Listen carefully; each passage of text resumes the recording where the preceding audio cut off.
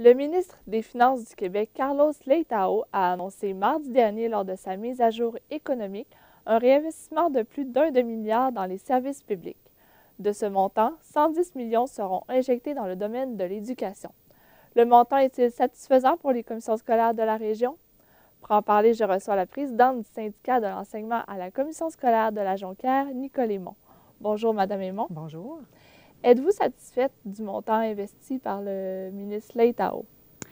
Évidemment pas. C'est certainement pas à la hauteur de nos attentes, des besoins du personnel enseignant que je représente, du personnel de l'éducation, à la hauteur des besoins des élèves aussi qui nous sont confiés. Donc, ce n'est vraiment pas à la hauteur de nos attentes, ni à la hauteur des coupures qu'il a fait depuis les 5 dernières années. Quel montant auriez-vous aimé avoir?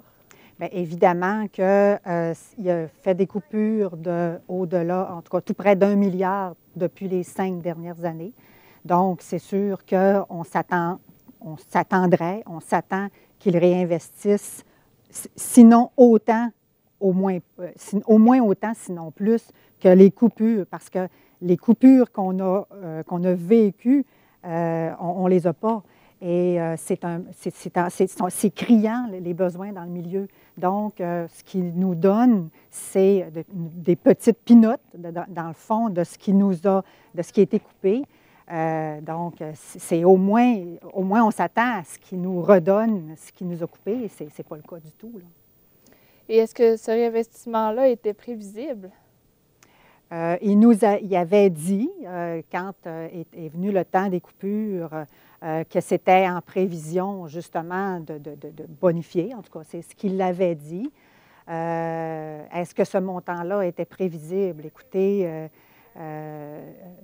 on souhaitait, à la Centrale des syndicats du Québec, que les coupures ne se fassent pas. Donc, les réinvestissements étaient non seulement prévisibles, mais les coupures n'auraient pas dû se faire. Donc, c'est sûr qu'en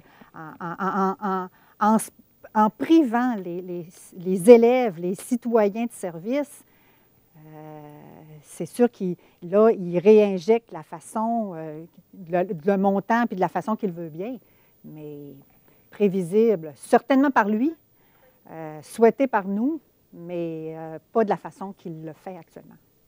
Et pourquoi croyez-vous qu'il y a un réinvestissement? C'est sûr que, comme j'ai dit tantôt, en se coupant, c'est sûr que ça crée évidemment des surplus à un moment donné. Hein, là, ça fait 5 ans. Nous, on ne souhaitait pas qu'il y ait de coupure. Donc, qu'on continue toujours. C'est les services publics, ce sont les citoyens qui sont avec lui, qui écopent de ça. C'est normal que les services publics, c'est de l'investissement. Les services publics ne sont certainement pas une dépense, c'est un investissement. Donc, c'est normal d'investir pour les services publics. Et croyez-vous que ce réinvestissement à ce moment-là, c'est parce que le gouvernement est en mode électoral, en quelque sorte? Évidemment. Évidemment qu'on sent qu'à 2 ans, je dirais, d'une élection, c'est certainement, et en plus, vous avez parlé de 110 millions, il y a encore un montant l'année prochaine qui est prévu, donc on va être encore plus près des élections. Donc, évidemment, c'est des vues électoralistes, certainement. Et en quoi servirait cette somme d'argent investie par le ministre Leitão? Bien, ce qu'on a su, on n'a pas su beaucoup de choses. J'ai relu un peu là, ce qui a été dit. Nous, il y a une partie, je pense, une grande partie qui, je pense, sera même décentralisée directement dans les écoles. Donc, il y a des parties qu'on aura peut-être de la difficulté à voir vraiment là, à quoi elles vont avoir servi. Certainement pas, nous, on n'a pas de pouvoir de recommandation comme personnel enseignant sur ces sommes-là. Donc, de quelle façon elles vont être dépensées, on ne le sait pas non plus.